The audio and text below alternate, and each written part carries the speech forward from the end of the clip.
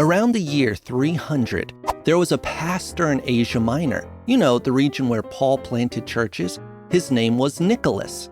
We honestly do not know much about him, but there are many stories about his kindness and generosity. He was rich because his departed parents left him their wealth, but he wanted to give away his money to help those in need. In fact, he would secretly give gifts to people. Living near Pastor Nicholas was a poor man with 3 daughters.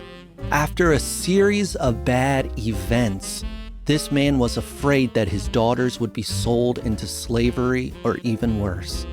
Pastor Nicholas wanted to secretly help them, so he decided to give each of them money without telling them. One story says he dropped the money down the girl's chimney. Another version says he put the girl's money in stockings that were drying near the fire. Over time, the stories of Pastor Nicholas grew and grew, just like Davy Crockett.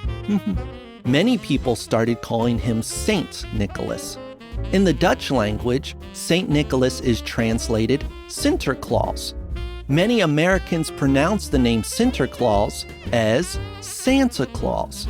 There was a legend, not true, but a legend, that if children were good, then Saint Nicholas would secretly leave them gifts. The Dutch even celebrated the Feast of Saint Nicholas every December 6th. In America, this December festival merged with other seasonal traditions and is celebrated on Christmas. Poems were written about Nicholas, and his appearance evolved from being a pastor who wanted to help the poor to a jolly old man with a beard who rode a flying sleigh, had reindeer, and gave gifts to good little children. So, in the early 1900s, Coca-Cola paid an artist to draw pictures of Santa. So the artist used inspiration from many pictures of Santa from the past and ended up making Santa's suit red and white, just like a Coke. Sadly, many people do not know the real story of Pastor Nicholas, how he was a good man who used his money to help the poor.